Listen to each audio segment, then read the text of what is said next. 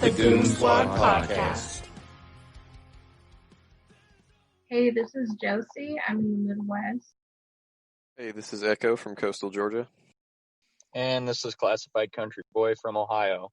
Today on the Goon Squad Podcast, we are going to be talking about unity in the libertarian movement, Boogaloo movement, however you want to look at it, and how we should all be unifying together instead of fighting with each other on everything. And also going to try and discuss about mental health and learning when you should take a break before everything just consumes you. So, with that said, what are your guys' thoughts? Mental health it's a very big topic these days. And I think with, especially with this movement in particular, I think a lot of us become really frustrated with other people around us who don't necessarily hold the same ideals we do. And I think we can become very cynical, negative, at least in my experience. Yeah, being really jaded and just kind of really pissed off with everything. I mean, no, I get that. I look at everything and it makes me think about all the shit too that brought me into the movement, being and realizing I was libertarian. It's just kind of how much I fucking hate everything the state does or even says, and just kind of the bureaucratic bullshit that comes along with it. I mean, it really gets fucking tiring and it really gets aggravating. I mean, probably one of the biggest things I think that fucking irk me is the seatbelt laws. I mean, that is so fucking such bullshit, because I lived out in California for a few years, and that was kind of the first time I'd ever seen a motorcycle cop. And I was riding with my buddy. We were on our way to Vegas, and we got pulled over for speeding. And it was cool because, and it was on the guy was on a motorcycle. He comes up and he's like, hey, whatever, you were speeding. I'm actually going to let you off with a warning, but you're not wearing your seatbelt. I'm going to write you up and give you a ticket for that. And it was wait a minute, what? Motherfucker, you just got off a motorcycle and come up and you're going to yell at me for not wearing a fucking seatbelt on the fucking highway? I-15 of all fucking highways too, at that, very, very fucking busy. I thought they had seatbelt laws because if you're in an accident, your body can become a projectile. Yeah, that was part of it. I mean, but think about it though. Same scenario. If I wasn't a passenger and he got pulled over, that would still be something that he would get cited for. Yeah. At that rate, it's well, what the fuck? Why? I mean, and that's a minor thing, but it's just kind of one of them things. When you really start to get into it and think about it, and it starts rattling around in your head, you're just kind of why? That fucking pisses me off. Yeah.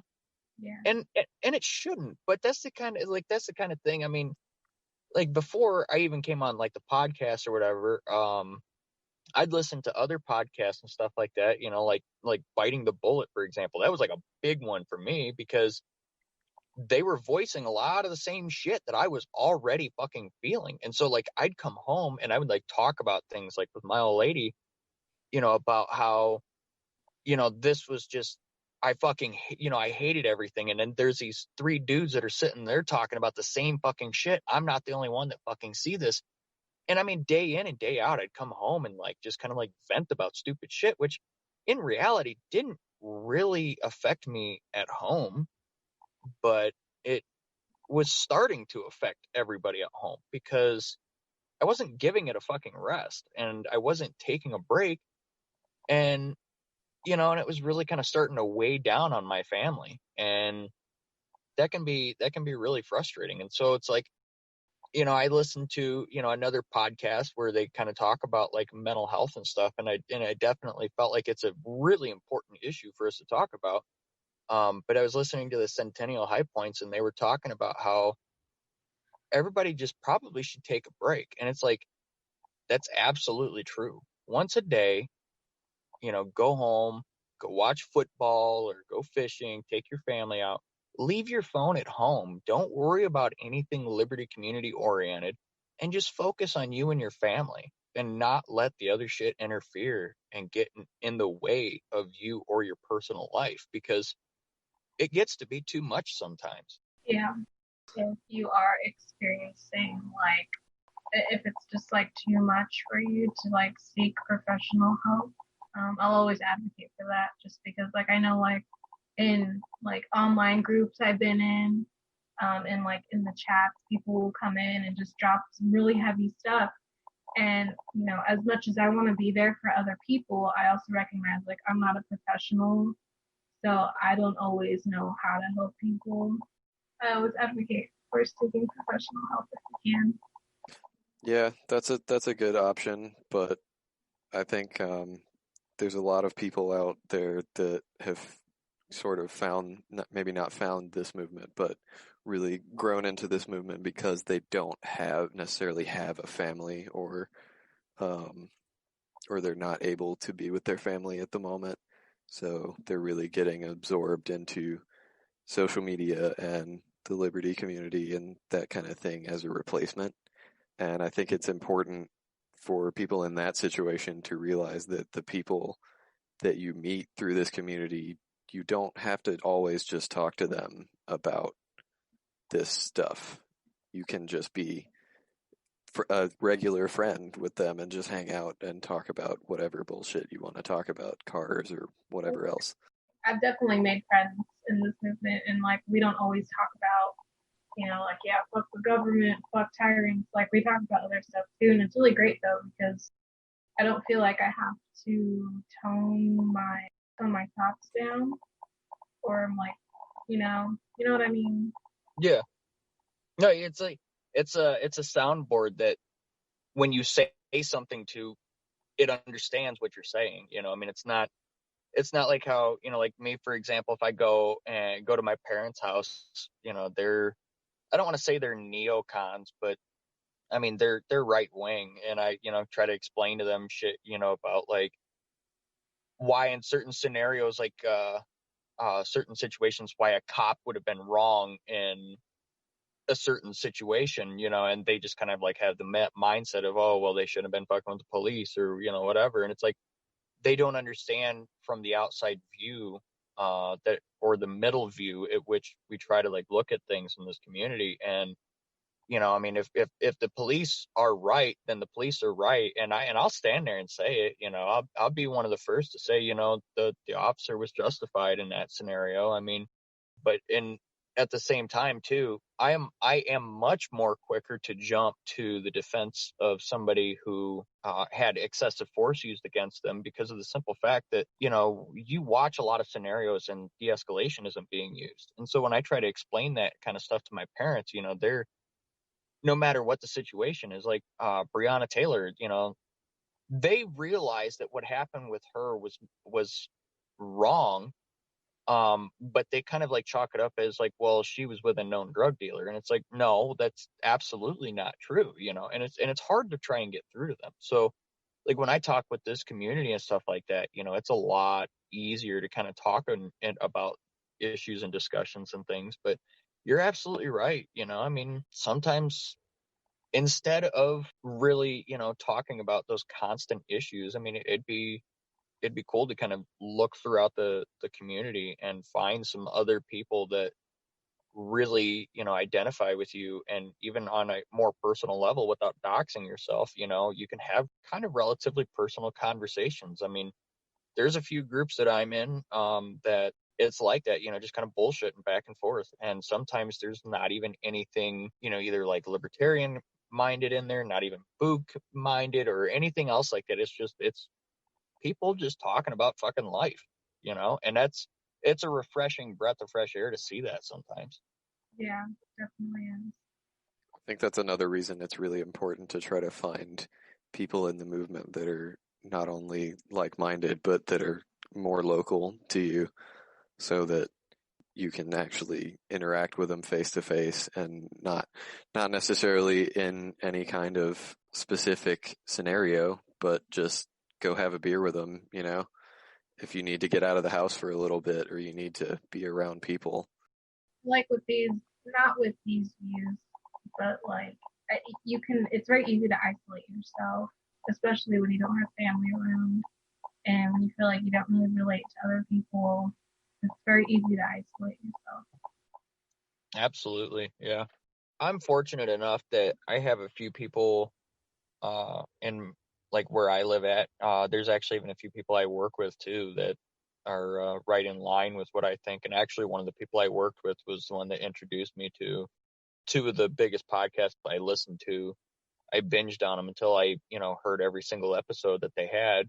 But he's actually the one that pointed both those podcasts out to me. And, I can go to him and talk to him about certain stuff too. But because him and I, know each other outside of that mindset, it's easy for us to kind of hold a conversation about everything going on. But I mean, I did notice too, especially when I was like relatively new to the movement, I was like talking to him about that stuff a lot. And, I could tell after a while he was just kind of like, I'd like go walking up toward him and I could tell, that I was probably getting on his nerves, that was just all I was talking about. But, it was new to me, but it wasn't new to him anymore. And so after a while, I calmed down quite a bit about it. And every now, I'll say something to him about it or anything, or like I'll talk to him about, hey, check out the podcast. We got it on iTunes, or it's on YouTube, Spotify, Stitcher, and, and things like that. So, but other than that, I kind of have started to keep this talk in more of the groups and the other platforms rather than bringing it home. So, and I actually think that my old lady's a lot more appreciative of it. So, I mean, and it all ties right into with the other topic too, with unity, really finding some people that you can talk to and bullshit with back and forth. I mean, and not just about current issues, but everything. I mean, and coming together and really even like building a community out of it as well. I mean, I know Josie and I are a part of like a mutual group where, it's all been built, by, one person, but that's because of the simple fact, like it was her and I, and then quite a few other people that, knew this one person. And I mean, hell, I feel like I have a pretty good friendship with them because of, just because of that. And to me also, I don't just hold to just that group, I try to go and talk with other people and things like that as well, and trying to like unify and stuff. And I hope too, like my aim through like with this podcast and having all these people listen too. I mean, some of the stuff too, I hope that people can kind of relate to that as well and even reach out to me or, even to others too through here. So yeah, I feel like we've got a pretty cool like friend group going on. Like, we'll just talk about anything. Yeah, some of the wild stories that come out of there though, it's great. It's funny. I mean, and that's just the thing. Some of these friendships have all been started just basically out of trying to unify the movement. Some groups have been started. Some groups have caught the zuckening. Some have just kind of failed on their own or petered out a little bit. But, I mean, it was started with the intent of unifying people, not as a group, but unifying individuals with each other. And I think that that's like really, really important because we'll never be a strong, like political party, for example, because of the simple fact we can't ever seem to get along on our own issues and our own topics. And whether you vote or you don't vote, I mean, that's on you. But it's also about too that if we are basically emulating everything that like the left and the right are doing already by themselves, there is no unity, and everything that we're in the libertarian movement about is for nothing really. So yeah, I think, like I said before, it's just been, this is all new just because this was like originated as like a meme or like on 4chan. So it's all new territory for everyone. Not only that, but I think it's you're always going to have issues trying to unify a group of people who believe so strongly in individualism and personal responsibility. you're always going to have difference of opinion and a genuine belief that their opinion is better. Yeah, absolutely. No, I've never met anybody who, just kind of was like, it's my way or the highway. No, in reality, there's been a lot of people I've met like that. At the end of the day, it's just we have to kind of understand too that, like Echo says, it's for the effort of individuality, and sometimes one person's individualism is not enough to align with the rest of the herd, which is absolutely fine. But I mean, it's just I kind of feel like that.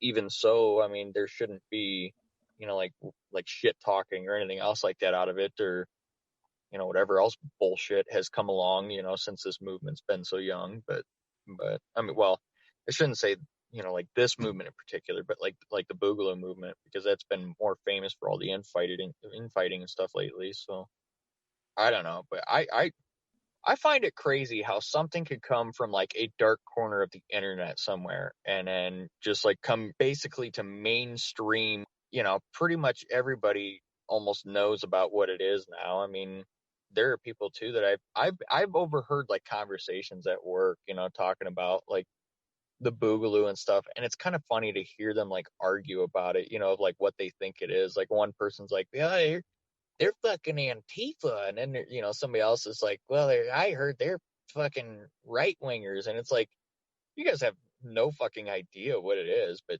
without outing myself, I'm not fucking stepping in the middle of that one. So I don't think I've even tried to really talk to like my family about it or anything. I brought it up to my dad one time.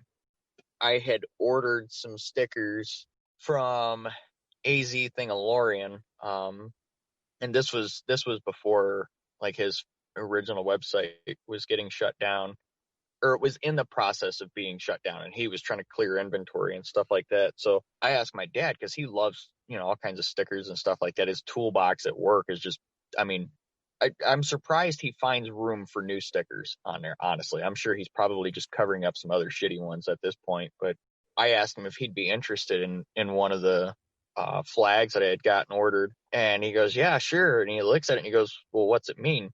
And I'm like, so this is what Boogaloo is. And I don't know, he didn't take my answer at face value. And the next day that I had like seen him, he was like, I'll take one of those stickers, but I'm not going to fucking fly it publicly.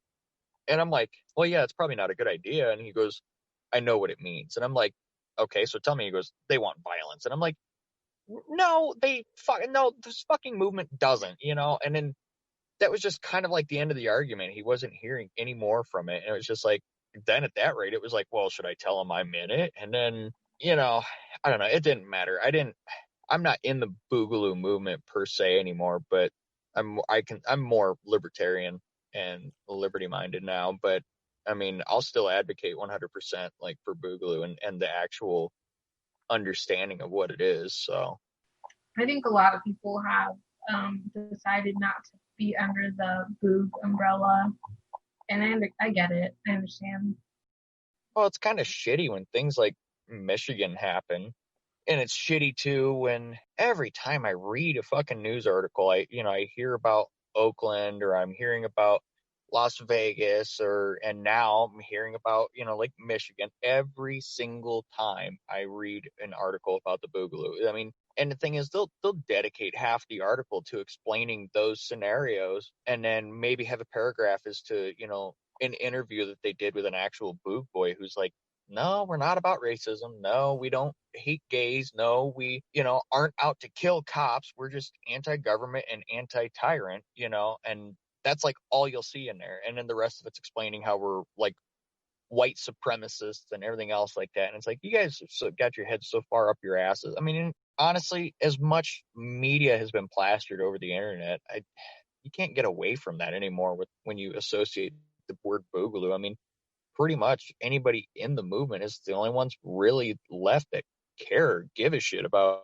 what it actually means. So Yeah, I'm not gonna say I'm Boog. Well, I guess I will. There's just so much going on.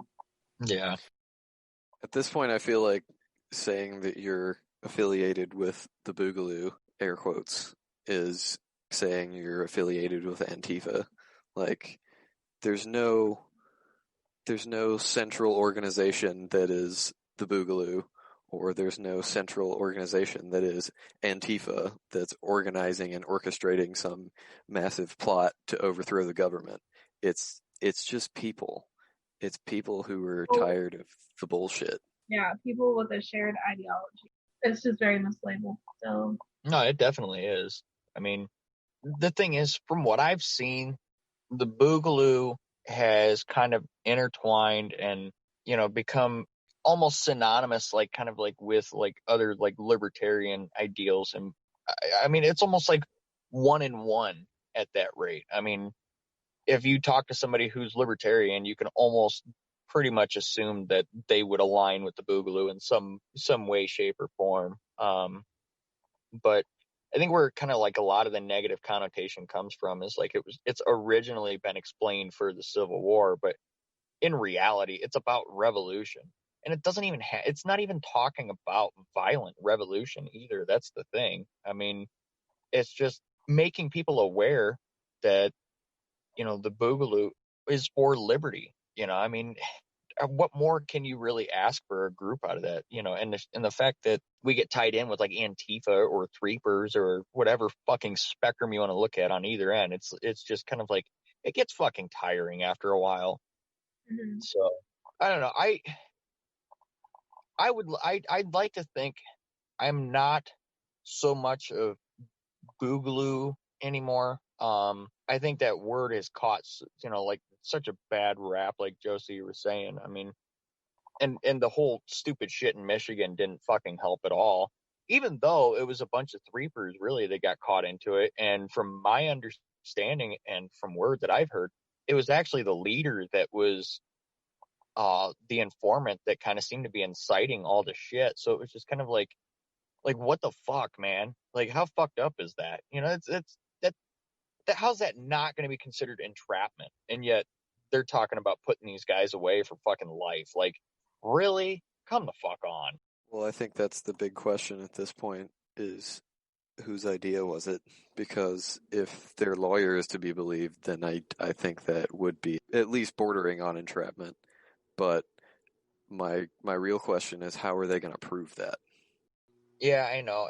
And I'm curious to see too if they really try to throw the flag over Boogaloo, or if they're going to say that it was the 3%ers. I mean, I'm really curious to see which end of it ends up catching it. So that's just the kind of shit that, like we're talking about is, that it's all frustrating when you think about that. It really is, because, you see some shit like that happen.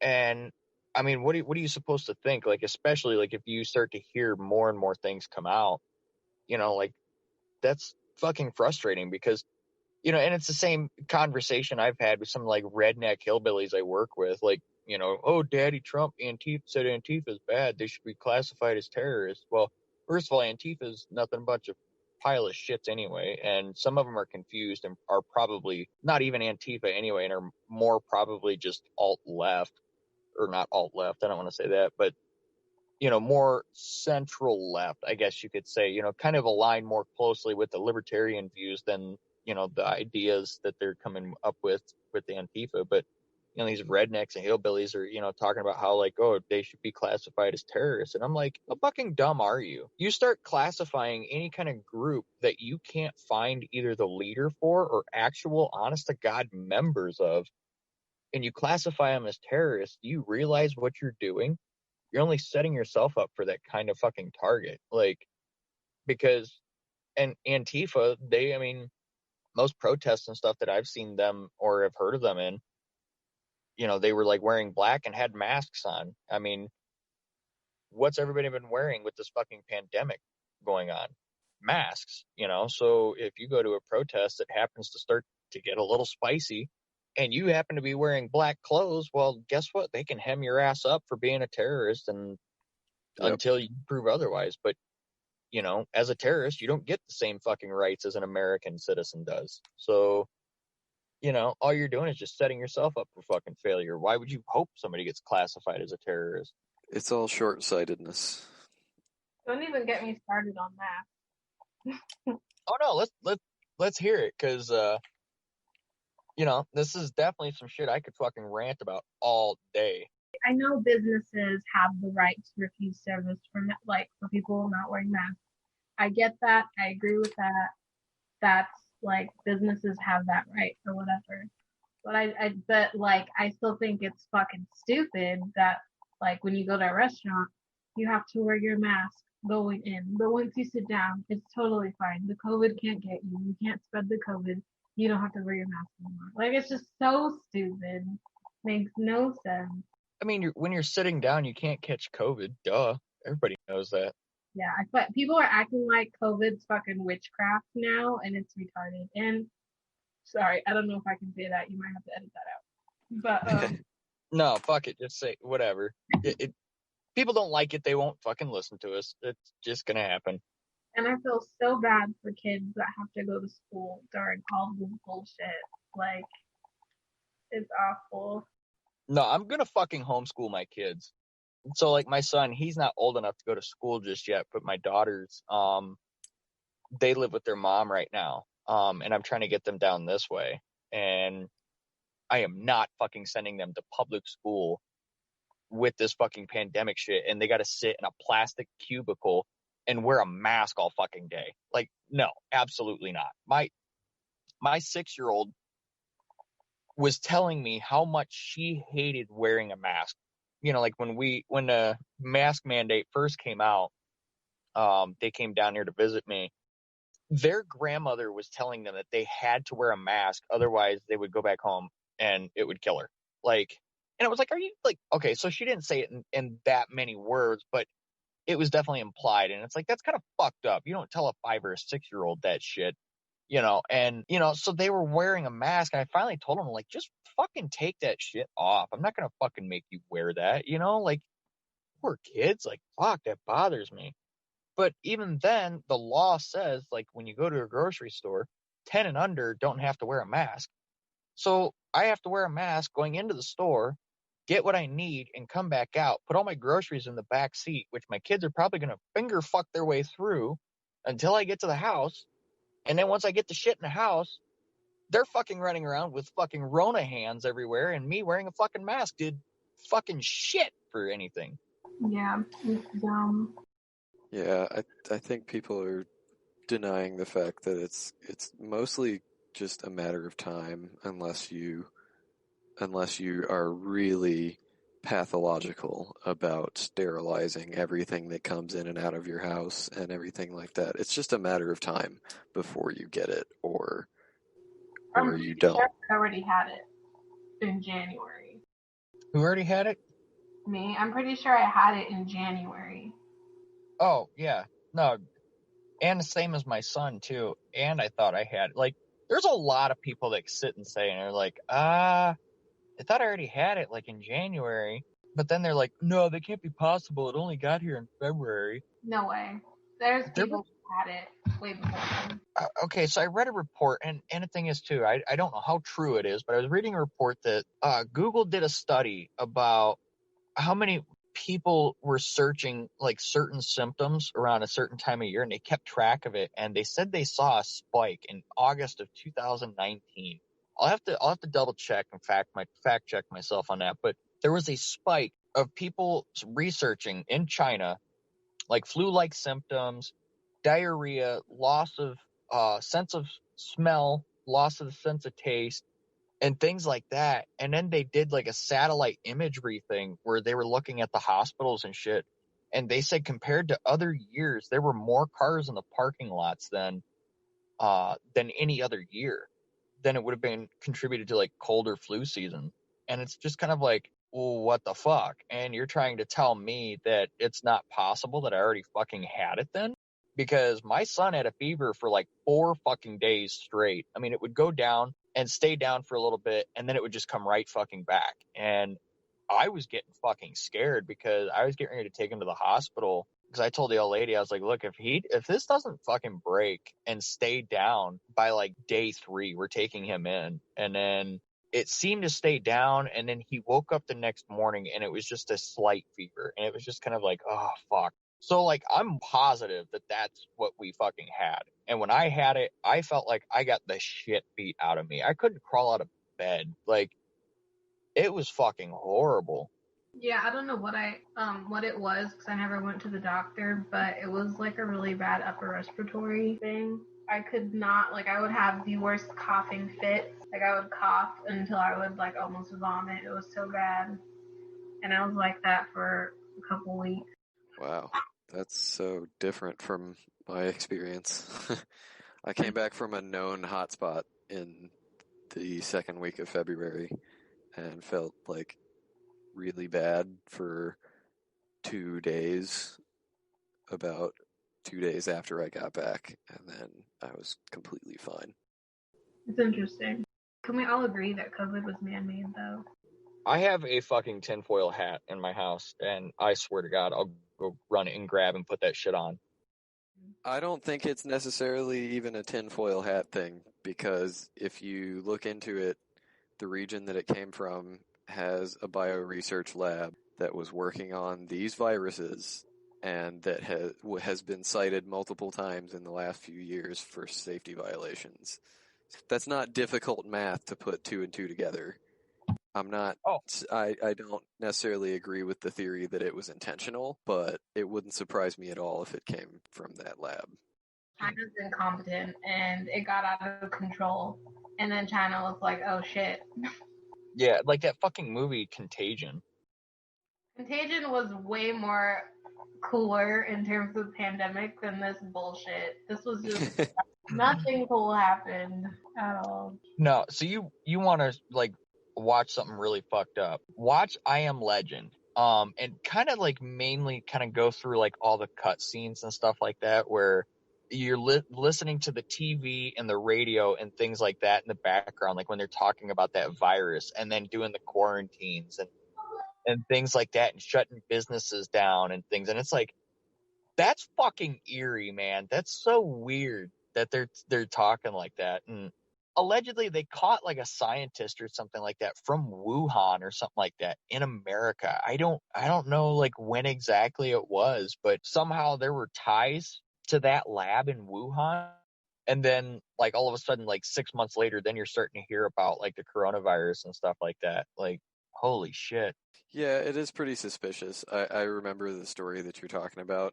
One of the guys that got arrested for trying to leave the country with research samples was a student who was here on an exchange from a university in Wuhan, but after the fact that he got arrested, they came to find out that he was somehow affiliated with the state.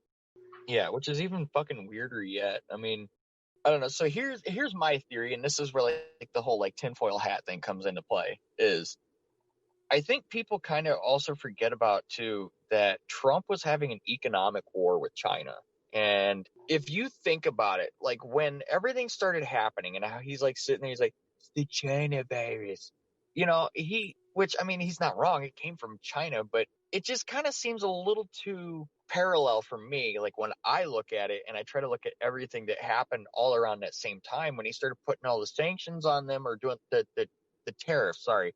He started doing all the tariffs and stuff like that, was going through the trade war. And then all of a sudden the Wuhan thing, the COVID-19 hit. And then, you know, I mean, Trump was almost all like right away ready to shut things down with China, like 100%.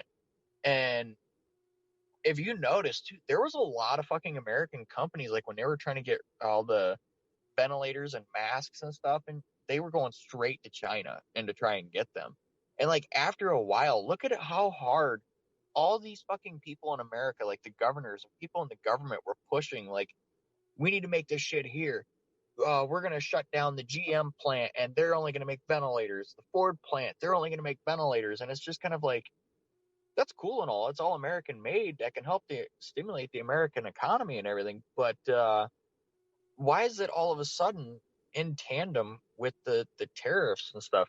And that's one thing you don't hear about anymore is that trade war with China. Like, is anybody familiar or up to date with what's going on with it anymore? I mean, have we forgotten about it? Like how Epstein didn't kill himself? Like, you know? The internet is very ADHD. We move fast. Yeah. I would have thought that, like, Fox News, would have at least had a moment to pull, the boots out of their mouth and say something about the tariffs in China and how Trump is winning that war. But, like, I would have thought, too, like, even in the debates, like, they would have talked about that. But that wasn't even a talking point. So, like, I'm just wondering, what the fuck happened with that? Why is that quiet? I don't know, man. Your guess is as good as mine. So it's all about the election now, baby. Yeah. I mean, yeah, which also could be a good point, but I would have thought, I don't know, I would have thought that would have been like a good point for Trump to be like, so we're winning the economic trade war with China because they have the China virus, the Kung flu. So. The Chinese virus. The China. I died because the day after that one press conference that he did, and they were like, some people are like calling it the Kung flu, and he goes, well, it came from China. China. I'm not even kidding. 5 minutes later, I got on the internet just to look for a meme with him saying that, and I was not disappointed. 5 fucking minutes is all it took, and somebody already posted a meme about it. And I'm like, this is great. Speaking of ADHD, I think we've gotten way off topic. Just a little bit. It's fine. It happens. I think every time I've like said something like, how is it that we go to fucking talk about like one thing and then we start talking about other things? Like last time we were talking about cheeseburgers being delivered on Roombas and like DoorDash delivering fucking ammo to your house, Amazon with drones dropping ARs in your yard, like. And we like with all intention, like meant to talk about like OPSEC and stuff like that. But yeah, that didn't happen. But I don't know. We did talk about the importance of trying to unify in the groups and try to make friends and, watch your mental health. And if you are having suicidal thoughts, should call the suicide hotline. Oh, excuse me. I'm sorry. You should call the suicide hotline. And we will post that number in the description below. But yeah, anytime you're having any thoughts of suicide or harming yourself or anything else like that, most definitely reach out to a professional, reach out to a friend. There's been quite a few people in the movement, which, despite personal security, I mean, they were people who I would say I trust relatively pretty well. I gave them my phone number, just in the instance that if they needed to call and talk to somebody, I could be on the phone with them in one hand, and then, be calling like the suicide hotline on my old lady's phone or something like that. So, but, sometimes it's just, you need to listen to people talk, and it can be helpful. So I've lost way too many friends to suicide. And so that bothers me a lot. Especially one of them, I was quitting drinking around the time he was calling me and was wanting me to go to the bar with him. And, I had a really bad problem with drinking. And so I was trying to quit, and he was like, hey man, you should go to the bar with me. And I'm like, nah, dude, like I'm trying not to drink anymore. And he goes, no, fuck that. You should just come to the bar. And I'm like, well, if I go to the fucking bar, I'm going to have a drink and it's going to be a problem. A week later, I read the news, local news, he was dead. And that was kind of like a kick to the nuts to me, because it was like, fuck, man, I should have went to the bar and I didn't. And I don't know. Stuff like that's really, it still does bother me. And so it also helps me to talk about this stuff sometimes. But I also know people who knew this guy mutually as well. And so it's easier to sit and talk with them about it. And that's what this community is so great for, is that we all have our own issues and we mutually have some of the same issues. And so we can talk to each other about it. So, and that's why it's important to unify in the movement and everything else like that. So I've never, I mean, I don't want to say I've never been in that place, but I've never, like, really fully pursued that route. But yeah, I think people forget that doing something so permanent doesn't just affect you, it affects a lot of people. Whatever shitty place you're in, you're alive and you're breathing and you still have a purpose. And I tell people, like people that have kids, even if you feel like you can't live for yourself, at least do it for your kids. Because they'll never understand if you decide to make such a permanent decision. They'll never understand why you did it. Two of the people I know had kids. One of them that really bothered me. He was my platoon sergeant when I was in the military, and I was actually on his crew, his team, his squad, however you want to look at it. And I found out that he was having some PTSD issues, and he had 2 kids. And this was about 3 years after I got out of the service. I get a phone call from one of my former soldiers, and he's like, "Hey man, did you see that, Sergeant so-and-so is in a standoff with the police?" I'm like, "What the fuck are you talking about?" And he goes, "Yeah, dude, he just like wigged the fuck out and he's in a standoff with the police." And I like got on the news, and sure as shit, he was in a standoff with them, and then he fucking shot himself. And that was just kind of like, what the fuck? Like, I can't imagine how those two kids feel. Like, I couldn't imagine leaving my kids. I mean, just the thought of me like going to work every day and like coming home, and seeing how excited that my kids are to see me. I mean, I couldn't fucking leave that behind, for them to expect me to walk in the door at a certain time and then I'm not doing it. They like that's so fucking heartbreaking. I couldn't imagine that. But at the same time too, I couldn't imagine being in such a place that you felt that was your only option. And and I want people to realize and to think too that taking care of yourself and your mental health is like gotta be a priority, especially in this movement where, I mean, we were just sitting and bitching about certain things that like could be dumb or could be conspiracy theories or like are actual aggravations, and that stuff, if you don't try and find a positive outlet, it will consume you. And, some people may feel that is the only solution to do, and that's not the only solution. I mean, I know I personally would be willing to be that shoulder to cry on at 2:00 in the morning if needed be. I mean, if that kept one more person alive, kept one more person in this movement, one more father, one more mother at home with their children that much longer, I'm willing to do it. Can't afford to lose anybody. No, absolutely The not. community can't take it. No, I mean, and the thing is, the way humanity is already, I mean, it's a horrible thing to have to hear about, like somebody taking their own life, and especially with terrible circumstances even surrounding it.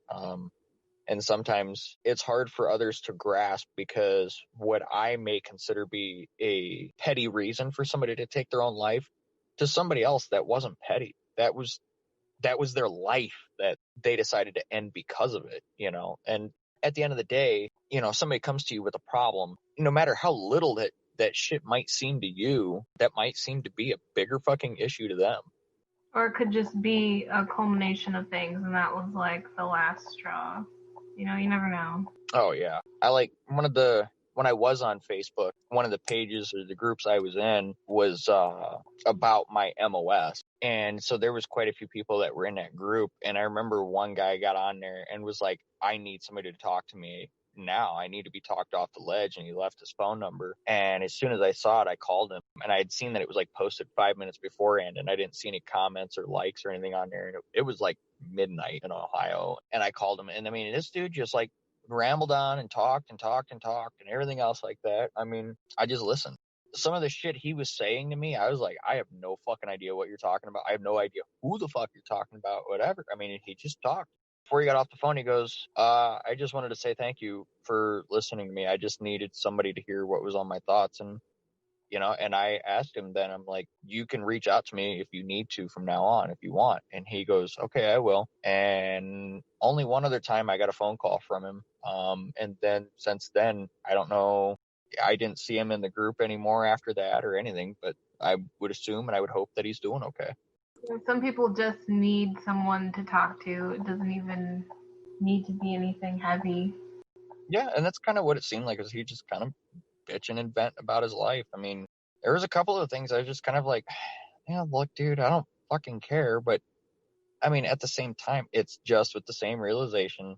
It's not my cup of tea, so that doesn't mean it's not going to affect him differently. So, like you said, it could be a culmination of things. I mean, some people just can't take some of the stress anymore.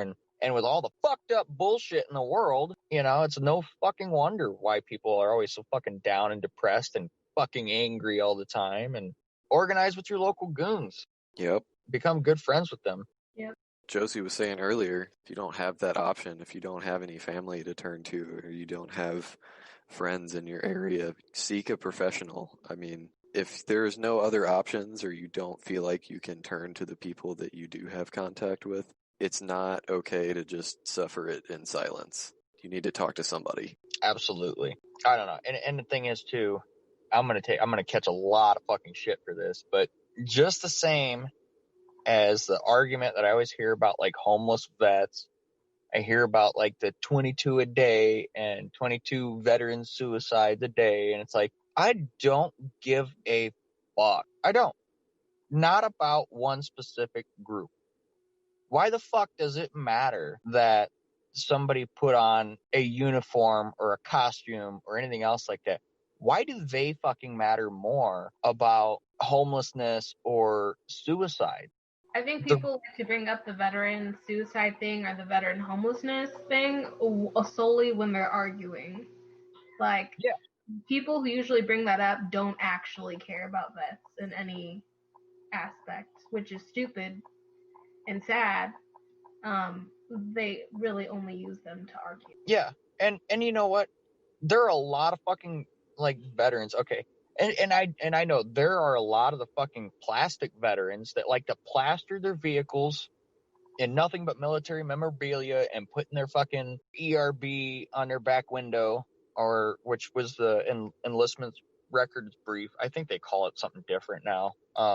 You know, put on their all kinds of shit, you know, that was like military related. Look, you know, I definitely do support, you know, people who have served and everything else like that, because I mean, obviously I've known people who've done it. I served myself. I never deployed, and I do sympathize with people who have deployed and come home and are in really kind of fucked up situations. But my problem is everybody else deals with their own fucked up shit too, outside of the fucking military, outside of the fucking veteran community, and outside of people who've deployed or whatever. I've seen some really fucked up shit that somebody on a deployment, you know, may not have seen themselves, like where they just lived on the fucking fob the entire fucking time. And, you know, some of that shit has left me with fucking nightmares and stuff. I mean, but why is it that, let's say that it was something triggered from war, that I have mental health issues? Why is it that my mental health should matter more? Everybody's mental health should matter.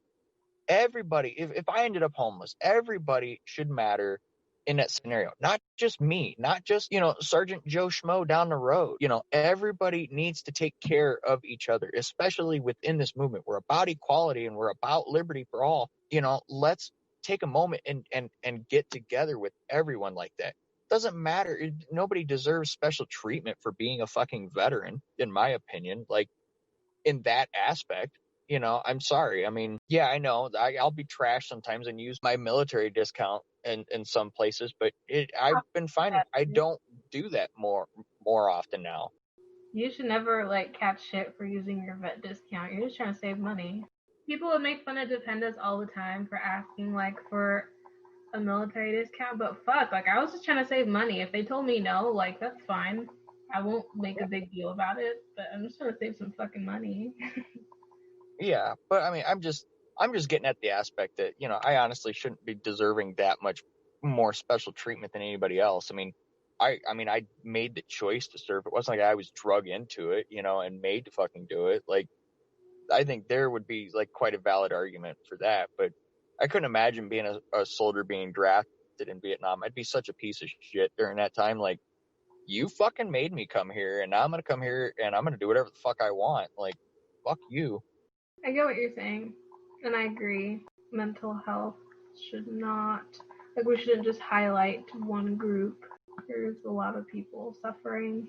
I don't know. I kind of fuck with people too who, like, I know are vets, and they're like, "Oh, just fucking kill me now," you know. And I'll joke, and I'll be like, "Oh, I'll do 22 push-ups for you, bud." You know, and it's like, it's fucked, but I think everybody should be highlighted in the category that everybody should take the same care about themselves. Take a moment away from things, get yourself a breather, go seek help if you need to, and then when you come back to it, get with your boys and go out and go fucking fishing, go out and go hunting. I mean, I don't know what the girls do in that aspect, but like, shit, y'all get together and go to the fucking mall and go find yourself, like, you know, some kick-ass. Stereotyping right now? That's why I said I don't know. See, that's what we're trying to do here. Is we're trying to get a fishing trip together and go out and hang out, you know, and then kind of like turn it into like a little survival class and how to properly clean and cook fish. Well, anybody have last minute words or thoughts or tangents or anything else like that to add? I don't think so.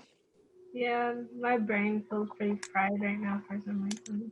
You can find us on our Twitter at Goon Squad PR. I'm on there as Class Country Boy. And then you can also follow our Instagram page, and we are on Patreon as the Goon Squad PR department.